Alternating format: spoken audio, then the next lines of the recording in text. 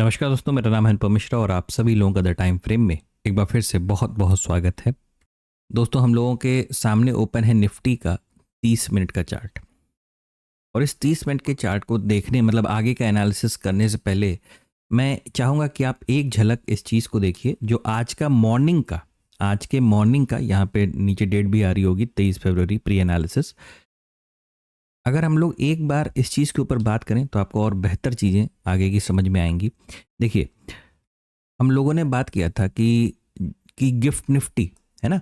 Gift Nifty हम लोगों को जिस तरीके के संकेत दे रहा था, यानी तकरीबन 160 पॉइंट से लेके 180 पॉइंट के बीच में कहीं ना कहीं हम क्या कर सकते हैं, अपने मार्केट की ओपनिंग कर सकते हैं। और अगर ये पॉइंट निकल के आता तो ये पॉइंट निकल के आता तकरीबन कितना, ये आता तकरीबन 25,750।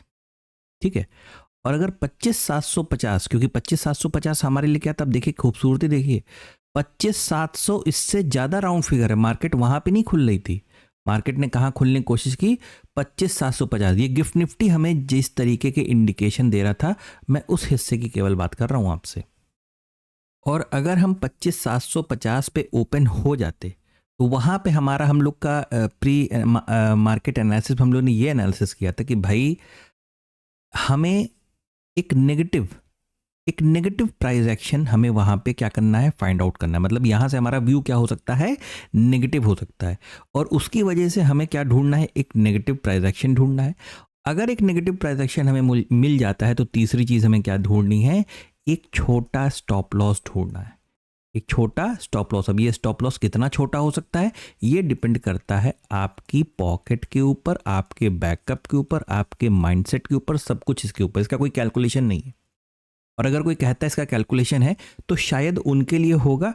मेरी थ्योरी में ऐसा कोई कैलकुलेशन नहीं है। ठीक है, मेरे लिए बस ये है कि आपका बैकअप क्या है, आपकी आदत क्या है, आपका ट्रेडिंग स्टाइल क्या है।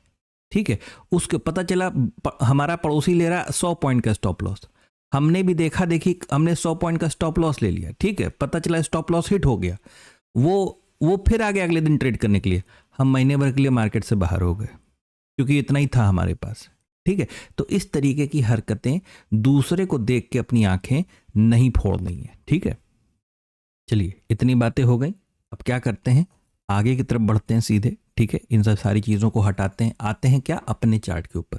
कि इसको यहाँ पे आते हैं हम लोग 15 मिनट के चार्ट पे। ठीक है, अब इस 15 मिनट के चार्ट को जरा सा ध्यान से देखिएगा। ठीक है, कि मार्केट कहाँ हो, हम लोग कहाँ ओपनिंग करने वाले थे, गिफ्ट निफ्टी के अनुसार हम यहाँ पे ओपनिंग करने वाले थे। हमने ओपनिंग कहाँ पे की, इस पॉइंट पे हमने ओपनिंग की।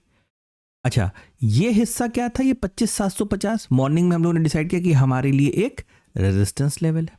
ठीक है, ये नीचे की तरफ तकरीबन 25,600 का ये जो जोन है, ये हमारे लिए क्या है, हमारे लिए एक सपोर्ट जोन की तरीके से। अब आप बहुत ध्यान से देखिएगा, ये जो एरो बना रखा है इस तरीके से हम लोगों ने, इस पॉइंट पे ध्यान दीजिए, यानी आज की ओपनिंग पे ध्यान दीजिए।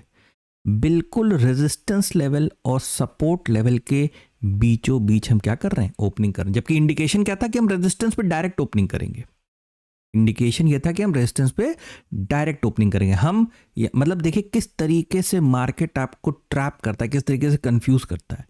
क्योंकि बहुत सारे लोग की आदत होती है कि 9:15 1 सेकंड पे सबसे पहला सौदा मेरा जाएगा। मतलब जैसे लग रहा है कि हमें एक्सचेंज की तरफ से, सेबी की तरफ से, ब्रोकर की तरफ से कोई प्राइस वाइज मिलने वाला है। ठीक है, जबकि ऐसी हरकतें हम लोगों को शायद नहीं करनी चाहिए। और अगर आप मॉर्निंग के वीडियो का हिस्सा अगर ध्यान से कुछ सुना होगा तो उसमें बोला भी गया था कि बिल्कुल ठंडे दिमाग से आराम से सारी चीज़ें छोड़ के बैठ जाइएगा, बिल्कुल शांति से बैठ, मार्केट को पहले देखिएगा, समझिए, किसी प्राइस एक्शन का इंतज़ार कीजिएगा। मार्केट क्या करता है, यहाँ से डायरेक्ट ऊपर की तरफ चलना चालू करता है। कहाँ तक जाता है, बिल्कुल उसी रेजिस्टेंस लेवल तक। उस रेजिस्टेंस लेवल पे पहुंचने के बाद मार्केट एक प्रॉपर प्राइस एक्शन डेवलप करता है। ठीक है, जहां पे हमें एक छोटा स्टॉप लॉस भी लाके देता है। और अगर यहां से हम अपना ट्रेड नीचे की तरफ, क्योंकि व्यू हमारा नीचे की तरफ का था, अगर हम इतने ऊपर खुल लें तो अगर हम नीचे की तरफ का कोई ट्रेड प्लान करेंगे तो फिर वो हम कहां तक आ सकते हैं, नीचे की तरफ हम कहां आ सकते हैं, इसी सपोर्ट जोन की तरफ, ठीक है। देखिए इसको मैं हटा रहा हूं, इसको देखिए एक बार आप, ये देखिए इस चीज को देखिए, ठीक है। चलिए वापस अपने चार्ट पे हम लोग आ जाते हैं। तो यहां तक मतलब 25,600 तक का जो सपोर्ट था हमारा, हम वहां तक पहुंचे और फिर उसी सपोर्ट लेवल पे हमने क्या किया, ये प्राइस एक्शन को देख के ऊपर की तरफ मार्केट क्या हुआ, ऊपर की तरफ जाने। लेकिन मैं आपको अगर रियलिटी बताऊं तो हम यहाँ पे बिल्कुल भी ट्रेड नहीं प्लान किए, क्योंकि हमारा व्यू नीचे की तरफ का डेवलप हो। हाँ, अगर यही मार्केट, जैसे हम लोगों ने मॉर्निंग में बात की थी ना, मैं इस चार्ट को थोड़ा छोटा कर रहा हूं ताकि आपको पूरा फ्रेम दिखाई दे, कि अगर यही मार्केट यहां कहीं फ्लैट ओपनिंग देती या एक गैप डाउन होती तो और भी मजा आ जाता, ठीक है। तो फिर हमारा व्यू ये रहता कि भाई हम ऊपर की तरफ मार्केट को लेके प्लान कर सकते हैं, ठीक है। चलिए अब ये तो हो गई आज की बात, प्राइस एक्शन, आज एक्शन, ये सारी चीजें हो गई। चलते हैं अपने एनालिसिस की तरफ कि हमें कल की डेट में क्या करना है। देखिए बहुत सिंपल सी चीज़ है दोस्तों, यहाँ पे अभी मैंने देखिए 1 सेकंड के लिए मैं क्या करता हूँ, ड्राइंग को हाइड करता हूँ। अब आपको लगेगा कि यार ये क्या चीज़ें हैं, मतलब इतना कन्फ्यूजन क्यों क्रिएट हो रहा है, मतलब कि विदाउट ड्राइंग हमें बस एक ही चीज़ लग रही है कि मार्केट इस पूरे हिस्से में, मतलब ये देखिए काम कर रहा है। और अगर आप और एक चीज़ को थोड़ा सा, मतलब मैं आपका ध्यान इस तरफ आकर्षित करूँगा, आप देखिएगा इस चीज़ को, ये एक रेजिस्टेंस का जोन क्रिएट हो रहा है, ये एक सपोर्ट का जोन क्रिएट हो रहा है। जैसे हम लोग हमेशा बात करते हैं ना कि मार्केट को पहले, अगर मार्केट कहीं बीचों बीच ओपन हो गया, यानी रेजिस्टेंस और सपोर्ट के बीच में ओपन हो गया, तो पहले उसे किसी तरफ आ जाने दी, जैसे आज हुआ था। अब मुझे याद नहीं आ रहा कि इस चीज़ का मैंने जिक्र किया कि मैं, मेरे दिमाग से उतर गया कि ये मतलब रेजिस्टेंस और सपोर्ट के अगर आप बीच में ओपन हुए हो तो पहले मार्केट को किसी तरफ आ जाने दीजिए। तो मार्केट जैसे ही आज 25,750 की तरफ गया, फिर वहां से वो नीचे की तरफ गिरने लगा, ठीक। और अगर आप इस पिक्चर को देखें जिसको फ्री हैंड ऐसे मैंने ड्रॉ कर दिया है, तो रेजिस्टेंस से मार्केट क्या कर रहा है, गिर रहा है, रेजिस्टेंस पे जाके फिर गिर रहा है। सपोर्ट से क्या कर रहा है, सपोर्ट से की तरफ जाके, मतलब क्योंकि जब मार्केट एक दायरे में काम करता है तो इसी को कहते हैं रेंज वाली ट्रेडिंग। इसीलिए जो मैं हमेशा एक मतलब प्रिकॉशन के तौर पे कह देता हूं कि भाई जो लोग नए हैं वो इस ट्रेडिंग से दूर रहें। क्यों? क्योंकि वो उनको थोड़ा सा ये चीज़ें समझने में थोड़ी सी कठिनाई होती है, थोड़ी सी दिक्कत होती है। जो एक्सपर्ट हैं वो ऐसे ही काम करते हैं, वो बीच मार्केट को कभी नहीं पकड़ते हैं, मतलब कुछ पकड़ते भी होंगे, मैं उनका जिक्र नहीं कर रहा हूँ, ठीक है। वो सपोर्ट से किसी चीज़ को प्लान करते हैं, रेजिस्टेंस से किसी चीज़ को प्लान करते हैं, ठीक है। चलिए सीधे आते हैं दोस्तों हम लोग डेली टाइम फ्रेम पे, ठीक है।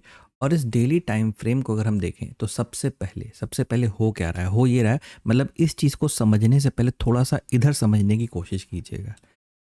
अगर हमें ऊपर की तरफ जाना है, ठीक है, जबकि मार्केट में बहुत सारे ऐसे अटेम्प्ट हो रहे हैं, लेकिन बार बार वो अटेम्प्ट क्या हो जा रहे हैं, फेल हो जा रहे हैं। मतलब इंडियन गवर्नमेंट की तरफ से भी एडवाइजरी जारी हो चुकी है उन लोगों को जो इस समय ईरान में हैं कि भाई आप वहां से ईरान को क्या करो, एग्जिट करो, लीव करो, ठीक है। हो सकता है कोई इंटेल मिला हो, कुछ हो, अब क्या होगा भविष्य में वो हमें नहीं पता। जैसे मैं हमेशा कहता हूं ना कि मार्केट की ओपनिंग हमारे हाथ में नहीं है। मार्केट जब ओपन हो जाएगा तो हमें क्या करना है, हमें इस चीज का इल्म होना चाहिए। मार्केट ऊपर खुल रहा है, नीचे खुला, भाड़ में जाए मार्केट, कोई फर्क नहीं पड़ता है। आप मार्केट को तब डील करो जब आपके सेटअप पे मार्केट खड़ी हो, सिंपल सी चीज़ है। चलिए ये आज हमारा डेली टाइम फ्रेम का ये कैंडल बना है ना, एक प्रकार का पॉज कैंडल बोलिए, इनडिसीजन कैंडल, जो मर्जी है सो बोलिए। क्योंकि हमारे सर पे देखिए, अभी ड्राइंग्स को मैंने बंद कर रखा है, अभी ऑन करेंगे तो आपको और अच्छा नजर आएगा। तकरीबन 25,880 से लेके, और ये जो जोन आप देख रहे हैं ना 26,000, मतलब मोटा मोटी अगर हम 20 पॉइंट को थोड़ा सा अपनी नज़रों से हटा दें तो 25,900 से दोस्तों तकरीबन कितना, 26,000, है ना। ये हमारे लिए एक बहुत ही तगड़ा रेजिस्टेंस के रूप में, मतलब ये जो भी हम लोगों ने फ्री हैंड ड्रॉ किया था ना छोटे फ्रेम पे, ये हमारे लिए एक रेजिस्टेंस के तौर पे काम कर रहा है। और मैं यही कहूँगा कि जब तक हम इसे क्रॉस कर नहीं जाते, ठीक है, जब देखिए एक मार्केट के दौरान सपोर्ट पे आके थोड़ी सी बाइंग कर लेना, ये एक अलग चीज़ हो गई, ठीक है, लेकिन जब तक हम इस जोन के नीचे काम कर रहे हैं, यहां कहीं पे काम कर रहे हैं, हमारी नीयत कैसी होनी चाहिए, एक सेल ऑन राइज के मार्केट की होनी चाहिए। ठीक है, बिल्कुल उसी तर्ज पे ये जो हिस्सा देख रहे हैं आप, ये वाला जो कि यहाँ पे एक रेजिस्टेंस जोन की तरीके से काम कर रहा था, इसी को अगर मैं आगे की तरफ बढ़ा दूं तो ये कैसे काम करेगा, एक सपोर्ट के तौर पे काम करेगा। और इस पॉइंट से हमारी नियत कैसी होनी चाहिए, एक बाय ऑन डिप के स्ट्रक्चर की होनी चाहिए।